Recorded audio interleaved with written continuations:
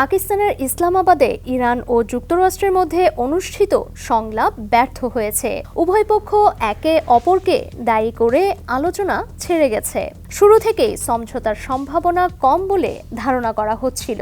Iran ও যুক্তরাষ্ট্র একে অপরকে ব্যর্থতার জন্য দায়ী করে ইসলামাবাদ ছেড়ে গেছে।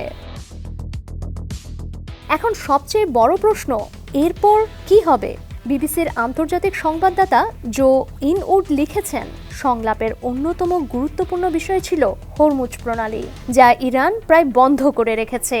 এখন আলোচনার মাধ্যমে সেটি খুলে দেওয়ার সম্ভাবনা কার্যত শেষ হয়ে গেল।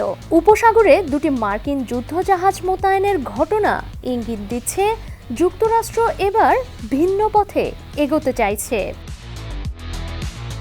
ইরানের সভ্যতা ধ্বংসের ব্যাপারে মার্কিন প্রেসিডেন্টের হুমকির পর গত বুধবার 2 সপ্তাহের যুদ্ধবিরতি কার্যকর হয়। তখন বলা হয়েছিল আলোচনার মাধ্যমে যুদ্ধের অবসানে একটি পূর্ণাঙ্গ চুক্তির চেষ্টা করা হবে। এখন আলোচনা ব্যর্থ হওয়ায় ইরানে নতুন করে হামলা শুরু হবে কিনা সে বিষয়ে তাৎক্ষণিক কোনো ঘোষণা আসেনি। তবে আগের হুমকিগুলো ইঙ্গিত দিচ্ছে ফের হামলা শুরুর সম্ভাবনা আছে। পারমাণবিক কর্মসূচি নিয়ে মতবিরোধী আলোচনার মূল বাধা হিসেবে দেখা গেছে তেহরান পারমাণবিক অস্ত্র তৈরি বন্ধের ব্যাপারে কোনো প্রতিশ্রুতি দিতে রাজি হয়নি। ইরান সবসময় পারমাণবিক অস্ত্র তৈরির চেষ্টার কথা অস্বীকার করে আসছে। এখন 1 বছরের মধ্যে 2টি যুদ্ধের ঘটনা হয়তো দেশটিতে পারমাণবিক অস্ত্র তৈরি সংক্রান্ত দাবিকে আরও জোরালো করবে।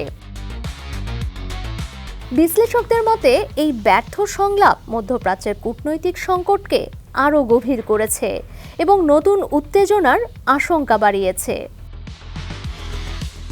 জো ইনউড লিখেছেন, যুক্তরাষ্ট্র ও ইরানের মধ্যে এই সরাসরি আলোচনা ছিল ঐতিহাসিক, কিন্তু ইতিহাসে হয়তো এটি কূটনীতির এক চরম ব্যর্থতা হিসেবেই লেখা থাকবে। ডেস্ক রিপোর্ট, সমকাল।